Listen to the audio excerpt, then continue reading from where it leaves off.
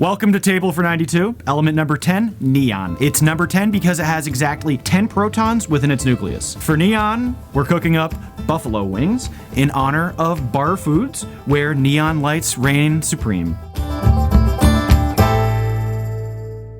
Neon, as well as all the other noble gases, are not found naturally in foods, but they still have important uses in food processing and preservation. Neon and the other noble gases do not react with other elements. Their nobility, they don't interact with the peasant elements like molybdenum, at least not without the help of chemists. They are inert, so they are used in food packaging. See, oxygen causes food and other things like metals to degrade, so in packaging food, companies will use noble gases such as neon, to displace oxygen. Again, because it does not interact or bind with other elements. The neon will effectively expel oxygen before food packaging is complete, giving whatever food, such as chicken wings, a much longer shelf life. Now, I like using the whole wing myself, and you just season them with a bit of olive oil, garlic salt, pepper, and 1 tablespoon paprika, put on the asado grill, and let them cook over the hot coals.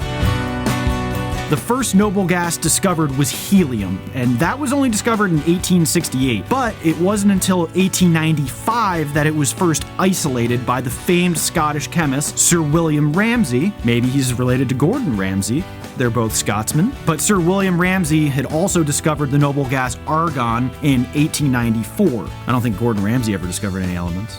With these new discoveries, Sir William Ramsay hypothesized the existence of more noble gases, saying in a speech, "There should therefore be an undiscovered element between helium and argon, with an atomic weight of 16 units higher than that of helium and 20 units lower than that of argon, namely 20. And neon happens to be in between helium and argon with the atomic weight of 20.180. So, pretty damn good hypothesis, Sir Ramsay. So Ramsay, now working with his assistant Morris Travers, were gifted some recently invented liquid air, or liquid nitrogen, which has to be cooled to negative 195 degrees Celsius to become liquid and kill the Terminator. No, it's T-1000. It was T1, and it didn't actually even kill him. T2. Because then he melted back together. Yeah, and they had to burn him at the end. Yeah. Right.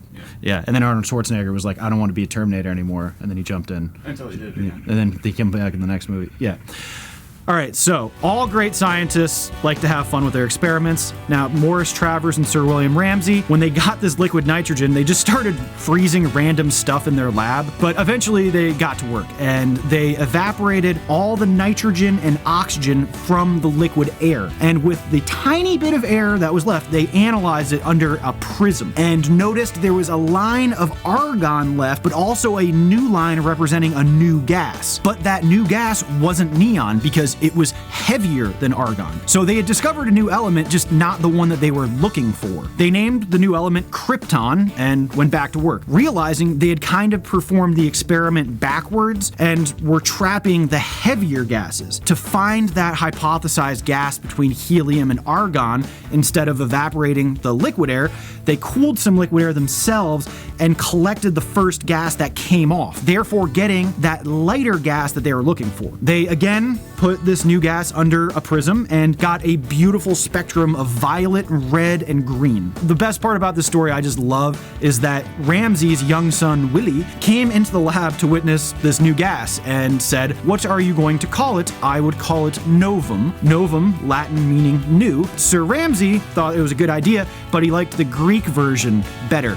The word neon sounded better, and just a adorable little father-son bonding moment. Now, soon after Ramsay and Travers captured enough neon, they were able to put it in a vacuum-sealed tube and apply an electric current to it. And in that moment, a brilliant crimson light was emitted from the tube, and the age of neon was born. Neon would very soon become a fixture for modern city life everywhere.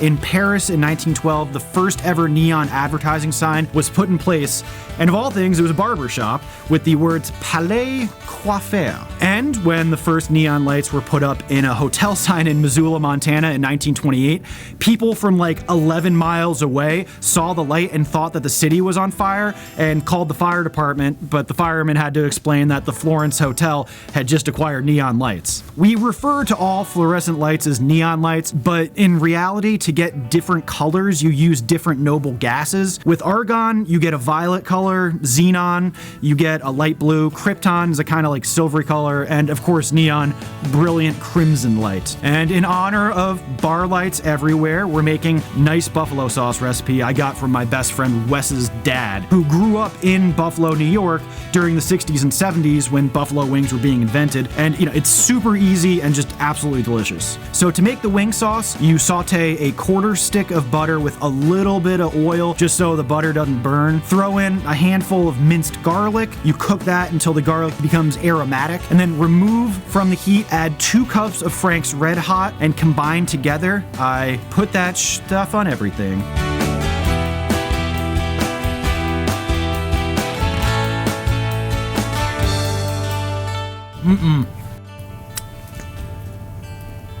That is absolutely delicious. Thank you, and see you next time.